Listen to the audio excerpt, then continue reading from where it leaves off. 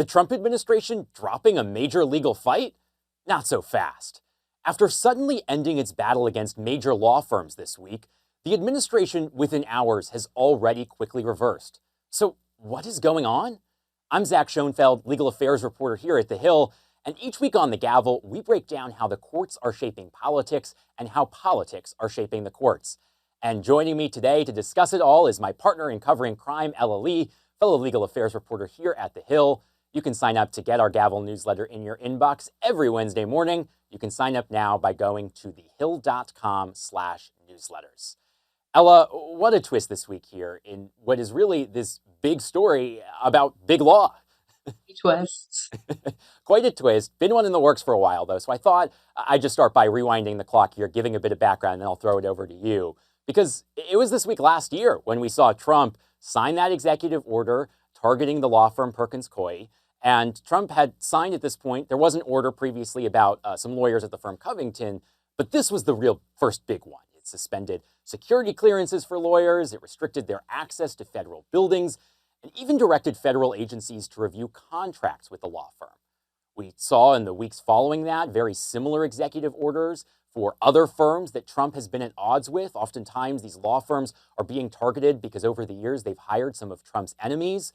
The law firms being targeted here include Jenner and Block, WilmerHale, among others. And Ella, we've been following these lawsuits for, like I said, about a year now, and the law firms have been largely winning in the trial courts. Things had been working its way up through the appeals court. And now, suddenly this week, we got a big twist. Yeah, bizarre developments this week. I mean, it has been weeks of quiet on the law firm dockets, but the Justice Department on Monday, sort of out of the blue, asked to dismiss its appeals of those rulings from federal judges that struck down Trump's orders aimed at four of the firms. And so, I mean, the law firms agreed to the government's voluntary dismissal, and after that filing came in, they started releasing statements to the effect of like, we've won, the fight is over, thanks for sticking with us. But then on Tuesday, we see the Justice Department filing another motion that essentially said, never mind, we're moving forward with our appeal, and we want to withdraw our motions to dismiss. So, I mean, this is just weird for so many reasons, but for me, sort of the number one reason is that this appeal was just about to kick off on Friday. I mean, the government had its opening brief due. The appeals court hasn't said anything about this yet. And so now we're sort of stuck in this limbo of how the case moves forward. Quite a bizarre situation indeed. I mean, I've seen this type of development where the government comes in and decides to drop their appeal, but normally when I've seen that, it's because, they agree that they're going to drop this appeal, but later on in the case, once the next stage happens, once there's a more permanent ruling, maybe they'll appeal that one. That's usually the context in which I've seen it. I mean, it does happen quite regularly in some of these other cases, but I agree with you. I mean, I can't think of any case in the past year that we've been covering involving the Trump administration. I mean, say nothing about the timing of it was a filing, and then I don't even know if it was 24 hours later that we had, the withdrawal, but I don't even know if I've seen any other case where there's been a withdrawal like that. Yeah, no, not even. I mean, this is something that sort of came literally out of the blue. Like I said, it makes you wonder sort of what prompted in the first place them to stop the appeal. And then I do sort of wonder too, after all these statements started coming out and we saw lawyers sort of, ruffling their feathers a little bit, being like, well, we sort of told you so, if the Trump administration changed course. Yeah, changing course. And now it makes me wonder about some of these other law firms that were not going into court. They had signed these deals instead to avoid these executive orders. And now I got to wonder to, those law firm, folks sitting in their offices today and, they're reading some of these motions as to whether they maybe have second thoughts here. We've been watching these deals over the past year. Of course, these law firms have agreed, a lot of them, to provide pro bono work for causes near and dear to the hearts of the president and top administration officials.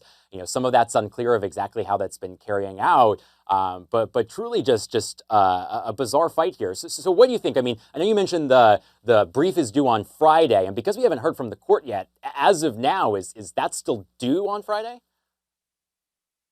It could be, it couldn't be. The court hasn't weighed in yet. And so I think that we're really waiting to see what they say. At this point, it's sort of to the point where the judges, haven't touched that first motion asking to dismiss the appeals. They also haven't touched the following motion asking to not dismiss the appeals that they had just asked to dismiss.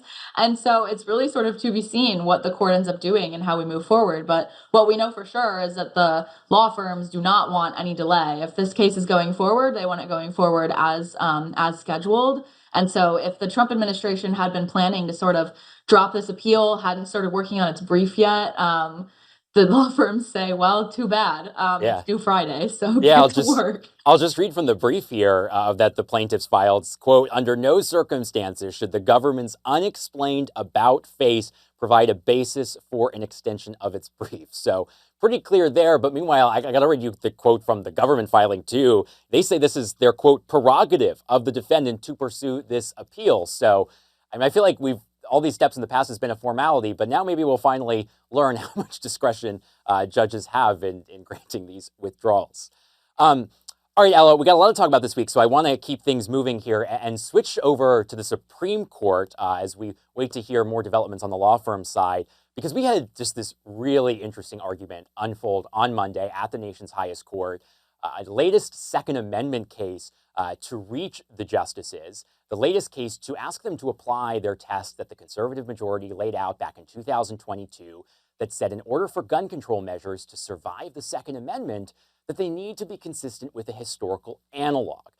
So now, this case that is at the Supreme Court that got there on Monday is the federal crime for unlawful drug users and addicts, the federal law that bans them from possessing a gun anywhere in the country. So what we saw on Monday as the justices went to go searching for historical analogs as to whether the government can disarm drug users is the only really founding examples that they had was the founding fathers' drinking habits. So here's Justice Neil Gorsuch at the arguments talking about these habitual drunkards and actually the guidance back in that day, back in colonial times, time of the American Revolution. According to Justice Gorsuch, I did not know this, said that 8 shots of whiskey a day only made you an occasional drunkard. And the government is arguing that here they're trying to disarm habitual drug users. So Gorsuch went on to say, okay, if we got to look for founding era precedents about habitual drunkards, let's talk about the founding fathers. He said John Adams drank a lot of hard cider with his breakfast, saying James Madison reportedly drank a pint of whiskey every day.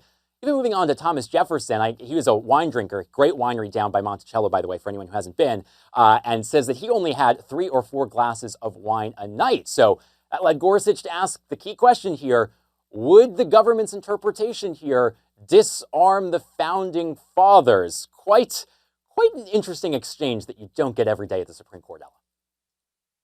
Yeah, this is originalism at its peak. Indeed. But it wasn't just talk about alcohol. It was just really a strange argument. Pretty much if you name some controlled substance, some justice made up a hypothetical or something about this. I know you were really were tracking some of the exchanges that Justice Kagan was making about hallucinogenics. Look, this is a case about marijuana, but obviously other drugs play a role. The justices wanted to know what it would mean for other prosecutions that involve other drugs to sort of rule in favor of the defendant here. And so one of my favorite moments came when Justice Elena Kagan asked about ayahuasca, which is a psychedelic brew that originates sort of from indigenous practices in South America. And she described the drug, as very, very, very, 3 varies, intense hallucination. Episodes last a long time, but the drug itself isn't addictive.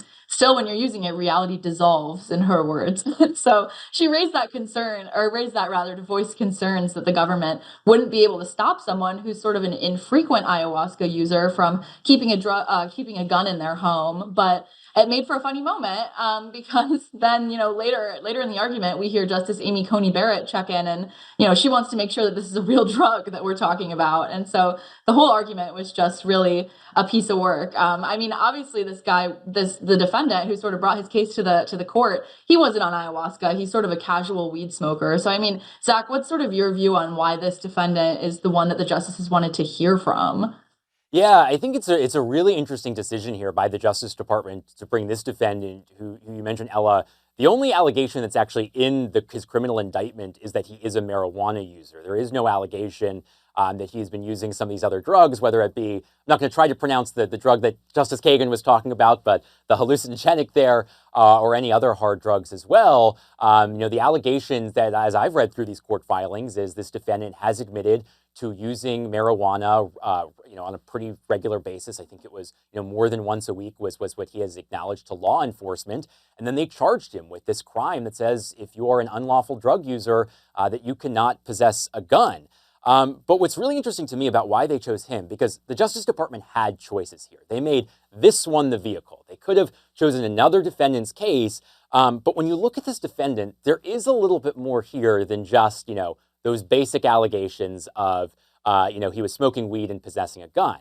And as you start to go digging a little bit deeper beneath the surface into some of the case filings, you get a sense as to why the Justice Department may have decided that this might be a good defendant to make the poster child at the Supreme Court. It's a bit of what I describe as the Justice Department's bad dude strategy in gun cases, in which they try to find a defendant who is, maybe everyone can agree, regardless of what the Second Amendment rule should be, maybe this person shouldn't necessarily have a gun. We saw that work really well a few years ago when there was the case over domestic violence restraining orders. The Justice Department tried to defend that statute by specifically bringing a defendant's case who had been accused of firing at his girlfriend, dragging them across the street and all of that. Quite a violent case there. And so they could have chosen, some much more standard case where the only accusation was, the person is smoking marijuana, once a week, and they were found to possess a gun and nothing more. But in this man's case, Ali Hamani, the Justice Department has also alleged that he actually has ties to Iran, is really what they latch onto here. They say after 2020, after U.S. forces during President Trump's first term killed General Soleimani, that Hamani and his family actually traveled to Iran, and Hamani's mother was allegedly seen on video praying that her sons would become martyrs. Also, allegedly, the Justice Department says that Hamani had told the law enforcement that if there was an imminent terrorist attack, that he would not report it. So trying to make the case that he's a bad guy, but then meanwhile, you've got Hamani's lawyer saying that's not really part of the case. And I got to tell you, Ella, after sitting through those oral arguments on Monday, it didn't come up. It's in the briefs, but no justice wanted to go down this pathway of, let's talk about this man's alleged Iran ties. So we'll see if this bad defendant, bad guy strategy works, if the Justice Department will once again, by using this defendant as the poster child, will be able to win. But I got to tell you, Ella, coming out of those oral arguments, it's certainly seen that a lot of justices were skeptical about keeping the statute as is and may rein it in. I know you were listening to the argument as well. What was your takeaway? Well, I was actually going to ask you, Zach. I mean, to your point, I know you sort of watch these petitions coming into the court really closely. And we've sort of seen some other felon in possession cases floating around and not really being decided on by the justice in a way that maybe we were expecting. So I kind of wanted to ask that we've sort of discussed this among ourselves as a little bit of a mystery. I'm just wondering what you're seeing. Yeah, I mean, this has been a pileup at the Supreme Court, which is, we've been talking about this case about drug users, which is involving hundreds of defendants a year. But the other line of cases that you mentioned, Ella, these felon in possession cases, the federal crime that says if you are a felon, you cannot possess a gun. I mean, this is a crime that we see all over. We're talking about not hundreds of cases, but thousands of cases, if not tens of thousands of cases over the years. So this has been a really big issue. It's kind of maybe one of the next ones in line to get to the Supreme Court. And we've been watching it because they've been stalling on these requests to take up cases. They could have said, yes, we're going to take it. No, we're not. But we had been watching week after week after week. They had been holding on to some of these big ones. And then we got this really weird twist this week in which we had some of the felon in possession cases get denied. But Ella, coming into even the justice's next meeting, they're still holding on to one. So I don't have a perfect answer as to whether they're about to take up felon in possession cases, but something's going on here because they are holding on to one of these cases. They could have gotten rid of it a while ago, and they haven't. So this is something the justices still have their eyes on. I want to talk about what we primarily covered in the newsletter this week, and that was sort of Trump's attack on Iran. I mean, like we talked about in the newsletter, the legality of that attack is pretty murky, and that's both domestic law and international law. So I want to talk about the domestic side of things first, where there's sort of this tug of war between the White House and Congress over who has the power to provoke a war. And in short, the Constitution gives Congress the power to declare war, but presidents are the commander-in-chief. And so that sort of sets up this inevitable headbutting when presidents take military action without getting Congress's permission, right, Zach? Yeah, that's right. I mean, this is just the latest tug of war. I mean, we see this always play out, this constant clash between the president's role as commander in chief versus congressional authority to declare war. And it's been interesting to see the rhetoric here from administration officials, where you have Pete Hegseth at one point did say officially this was a war, but meanwhile you have other administration officials not using the W word. I think I heard some official use defensive operations and some other phrasings. And that's when you get in some of these constitutional questions, is this a war or not, seems to be debate even among Trump administration officials right now. Well, and Trump is far from the first person, or first president rather, to take military action without congressional approval. We've seen presidents from both parties in recent history even carry out military strikes across the globe without any go-ahead from Congress. And that includes President Obama when he bombed Libya with NATO, President Clinton when he intervened in the Kosovo conflict. I mean, you can actually go back all the way to our 11th president, President Polk. He sent the military to occupy newly annexed Texas without Congress's backing. And that was really seen at the time as a declaration of war on Mexico. And so Congress was very angry about that. He ended up getting sanctioned later. So, I mean, this really is a tale as old as time. But I want to pivot too into sort of these questions of international law. I mean, one thing to me that really stuck out is we've got the UN Charter, which back in 1945 was ratified for the US. And so for abiding nations, UN nations, it bars the use of force against the territorial integrity of political independence of any state. And so we already saw the Secretary General of the United Nations sort of condemn this attack and point to that provision as the reason. There's sort of this flip side where United Nations members are entitled to act in self-defense, but under a separate legal doctrine, they have to show that the threat was imminent. And so when we look at Trump's attack on Iran here, it's just, not clear that the bar is met there in most of those cases. And so we've seen a lot of international law experts sort of speaking out and asking questions, in addition to, Congress members talking about sort of the domestic implications. Well, this will be a story that we will follow in the weeks to come, but that does it for us this week on The Gavel. Thanks so much for joining us. You can sign up, get the Gavel newsletter in your inbox every Wednesday morning by going to thehill.com/newsletters. Thanks for joining us.